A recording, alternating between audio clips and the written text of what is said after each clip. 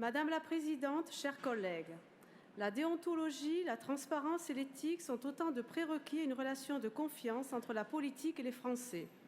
Ils feront bien plus pour la démocratie que son contournement par la forme abâtardie de démocratie prétendue participative. Nous voterons donc favorablement à cette charte.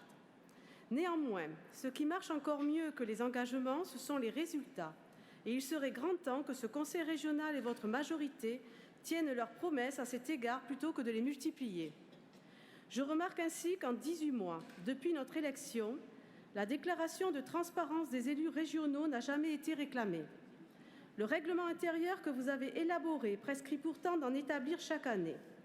La stricte prévention des conflits d'intérêts avérés ou suspectés n'est pas respectée non plus.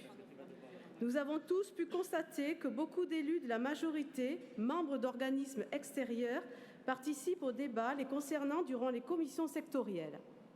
La plupart du temps, ils ne signalent leur situation qu'au moment du vote. Et il est même arrivé qu'il faille corriger des votes a posteriori.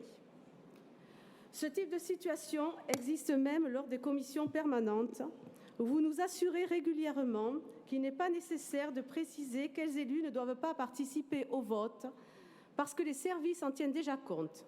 Or, nous avons constaté qu'il y avait des oublis. Et qu'en est-il justement de l'application des principes déontologiques dans les organismes de la région ?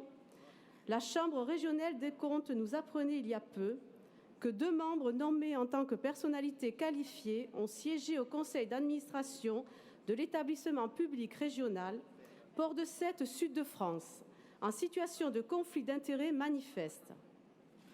L'actualité nous rappelle les causes de l'image extrêmement dégradée des responsables politiques, souvent perçus comme intéressés et menteurs, avec l'arrestation d'une vice-présidente socialiste du Parlement européen en flagrant délit de corruption. Ces cas peuvent aussi toucher notre région. Nous continuerons de remplir notre rôle de contrôle en tant qu'opposition, comme nous l'avons fait dès le début de votre premier mandat, lorsque notre groupe avait exigé que vous démettiez de ses fonctions votre vice-présidente Béatrice Desgriers, condamnée pour abus de confiance. Nous sommes 6 ans plus tard et nous constatons toujours des dysfonctionnements.